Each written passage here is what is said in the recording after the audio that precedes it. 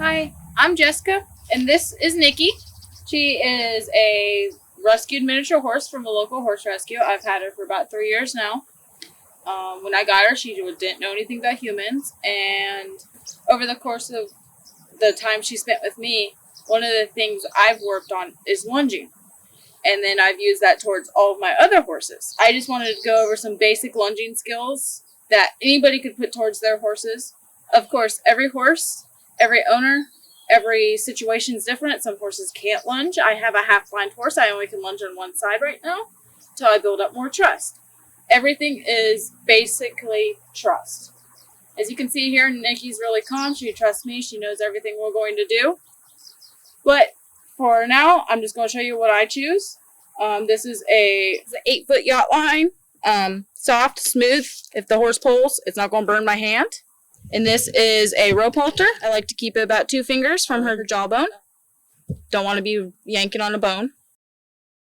And then I always make sure it's correctly tied, which is down through here. It's built long for ponies and minis, so it's got a lot of extra. I just tuck that here just so it's out of the way. I always establish direction first with my horse.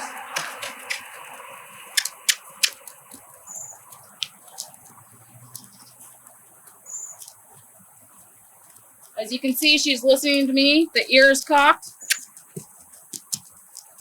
She's looking at me.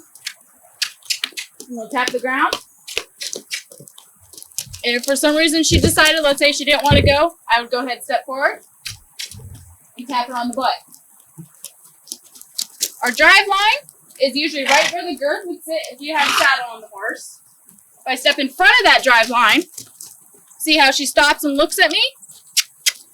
It goes the opposite direction.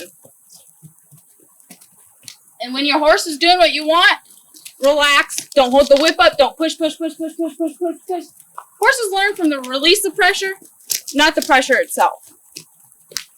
I hate the people who go there and go tap, tap, tap, tap. All I'm doing is annoying my horse. Nikki's like, why are you doing that to me, Mom? And see how she stops and looks at me? Yes, her butt isn't facing away from me, but she knows she's supposed to stop and look at Mom. I lift up. No, ma'am. No, ma'am. Good girl. I point. Pointing is always the direction. Anywhere in life, you want your horse to walk away from you, I'll halter. Do it. I always keep the rope. If my horse ran away from me, I can get away. See, she even still respects it. You never wrap a rope around your hand with the horse. I also recommend doing it in an area that if the horse does get away from you, you're not going to be spending the next hour trying to catch them again. Another thing to work on, especially if you're new to lunging, or any horse owner, draw an imaginary circle. I'm just going to let my horse go for a minute. Imaginary circle with that string, rope, whatever you use, and keep yourself inside of that. The horse is to work around you, not you around the horse. Another thing to work on, if you're not sure your horse is completely ready for actually trotting or cantering around you, work on hip pressure. See, she didn't want to move. We'll just tap her on the butt, and she'll move around. I'm not touching her head at all. Oop. And also work on front end pressure. Moving that feet away from you. She doesn't move fast enough. I just tap her right there. Don't worry about being perfect circles. Those will come with time. I don't even have them. Good girl. And so you're trying to figure out how I get all these pressure commands. I have 3 sections of the horse's body. The head, the shoulders, and the hip. The hip moves the butt and the back legs.